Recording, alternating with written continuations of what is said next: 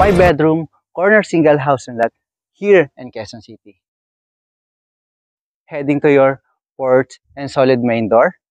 Pero bago tayo pumasok dyan, ikutin po muna natin itong corner house and lot na ito. And as you can see, itong side nito, ito yung beautiful fence. Meron siya mga gorgeous outdoor lighting feature na mapapansin nyo po dito sa house and lot. And dito po sa house and lot na to is 3-story house and lot. Dito sa second floor, may balcony sa side na yan. And then meron siya mga tempered glass. 3-story niya, doon sa taas.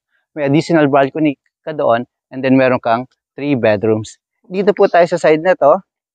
Ito yung additional parking mo na pwede ka maglagay na kotse. And dito sa side na to, ito yung secondary gate. 2-panel large gate. Papunta dito sa loob ng yung house and lot. Yan guys, nice and spacious open space for additional 4-car carport. Ito yung plunge pool at ito yung open space natin, more or less nasa 100 square meter. Yung porch area, large and solid main door. Ito yung pedestrian gate. Pero bago tayo pumasok dito sa large and solid main door, papunta po sa living area, tingnan po muna natin itong driver's room. Yan, dito sa driver's room, ganito siya kalapad, siya kalawak, and then meron siyang sariling toilet and bathroom. Labas na tayo dito. Yung guys, imagine mo dito sa house and lot na to. Meron kang magandang open space dito. May plunge pool. Meron kang 10 to 15 na parking. Kung mayroon kang mga guests, mga relatives o event para dito, imagine nyo po, maganda, maluwag po itong house and lot na to. Ngayon, next natin, ito yung porch area. And then, ito yung oversized large door. Nara po yan. Yung handle niya is black matte. Equipped po siya ng smart lock door. And then, pagpasok mo po dito, ito yung welcome sa'yo dito. Yung open layout ng living area, and then yung gorgeous kitchen natin. Sa kitchen, ito may island countertop pa dito, and then meron kang beautiful lighting dito po sa taas, at ito yung cabinet mo. Naglagay na rin sila dito ng La Germania na rinse hood, cooktop, and then meron ka ditong 2-panel ng sink. Next natin, dito sa kitchen, meron tayong dining area. Sa dining area, yan. Imagine nyo po yung space na to. Mas magandang ilagay dito kung rectangular table. Good for 10. Tapos meron ka na dito mga modern lights sa taas. At pag open mo nitong sliding glass door, ito yung kaninang unang tinur natin, yung open space po dito sa plunge pool, yung carport sa side na yan. Meron kang open space din po doon, malapit sa front door. Yan guys, nakita na natin yung open space dito, yung dining, yung living area, at yung kitchen. Ito yung staircase going up to second floor. Pero bago natin tingnan yan, dito muna tayo sa side na to. Ito, pwedeng for guest room, elderly room, or pwede mo rin gawin itong parang storage area po. And then next natin, siyempre, hindi mawawala for maid's room with own toilet and bathroom dito sa side na to.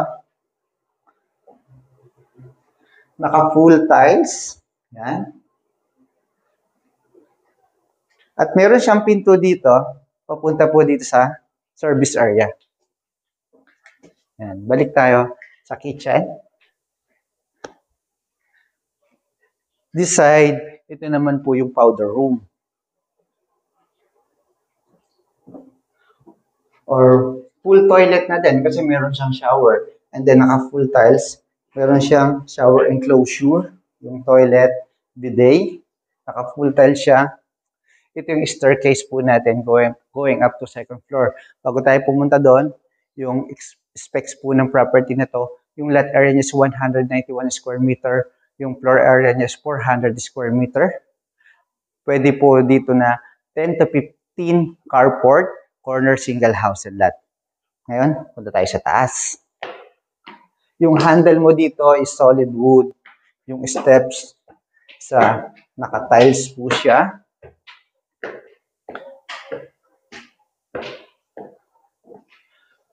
Welcome to second floor ng house and lot. Dito po sa second floor, meron po tayong master bedroom saka junior master bedroom.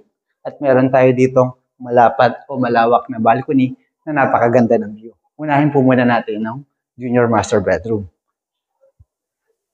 Pagpasok mo po dito, yan, ganito siya kalapad saka kalawak, guys. Tapos na dito na yung provision mo for wiring. Yan, pwede kang maglagay ng shelf. Tapos yung TV mo dyan sa side na yan. Dito, yung walk-in closet. Yes, ito yung walk-in closet, guys. Oh. And next natin, yung toilet and bathroom. Sa toilet, naka-full tiles. Yung tiles na ginamit dito is rustic tiles dun sa baba. Naka-quartz, naka-smart. Yan, naka-automatic siya. And ito yung shower. Labas na tayo dito. Next natin, yung isang bedroom.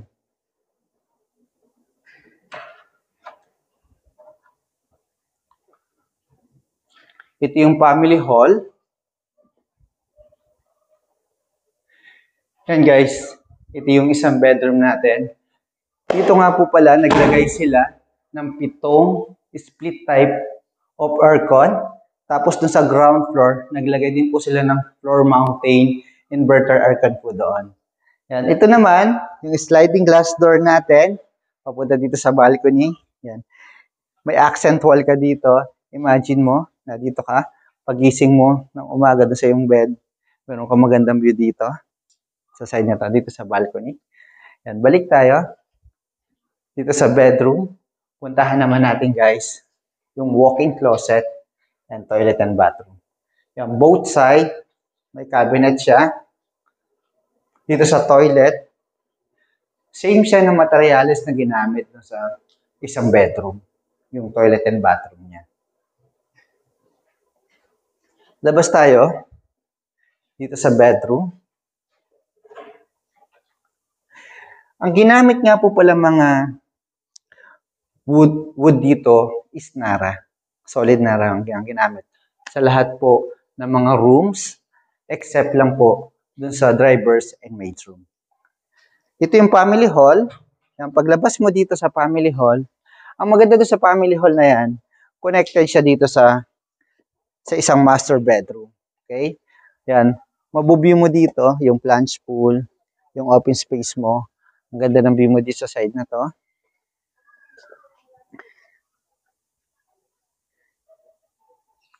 Tapos dito sa house and lot, naglagay din po sila ng 12 CCTV.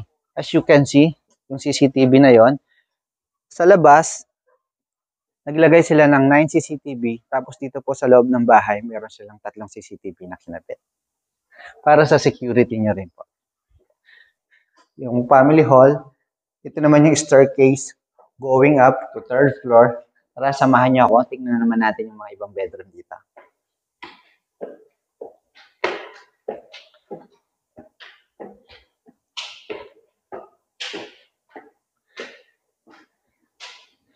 Yan guys, welcome to 3rd floor nitong house and lot. Ito may family area ka, may 2 bedrooms ka dito, tapos may additional bedroom ka dito sa kaliwa ko. Pwede mo po yung gawing gym. Pero tingnan po muna natin yung isang bedroom dito.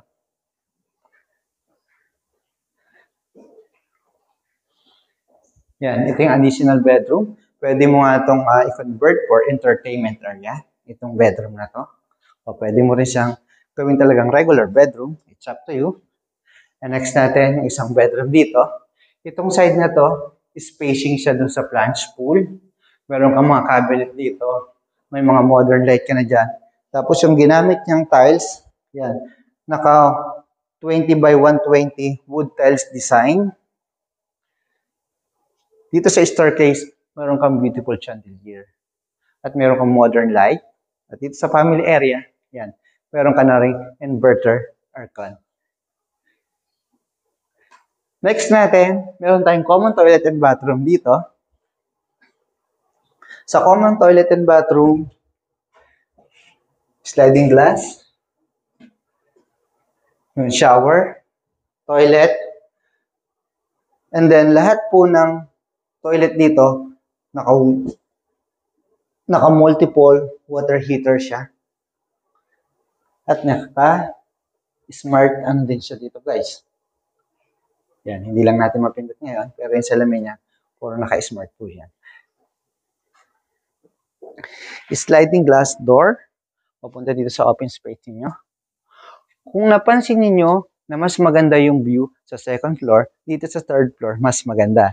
Dito sa side na to, yan, mas mabuview mo yung open space mo, yung plunge pool. And then dito sa side na to, imagine mo dito, mabuview mo, greenery, maliwalas, and then tahimik. Dito naman guys, ito yung sliding glass door. Pwede mo itong gawing gym, itong side na to. And then facing sa main door po, at meron kang inverter type of aircon. Bakit mo po ba pipiliin ang house and lot na to dito po sa Quezon City? Maganda yung location niya, nasa East Fairview po, itong property na to. Tapos corner single house and lot, meron kang magandang open space na nasa 100 more or less ang square meter po ng open space, maaliwalas. And then kung marami kang kotse, pwede po na 10 to 15 carport po ang kakasya. And then meron ka pong 5 bedrooms. Yan, if ever po na nagustuhan niyo itong property na bagong pinicture dito sa Quezon City, pwede niyo po akong tawagan or text sa number na ito para makapag-schedule tayo ng site viewing o site tripping para makita niyo po ng person. And please don't forget to like, subscribe, and hit the bell button for notification para lagi po kayong updated sa mga bagong pinipicture na property dito po sa Metro Manila and Rizal area. Again, this is Delbert Talos, helping you find the home that's meant for you.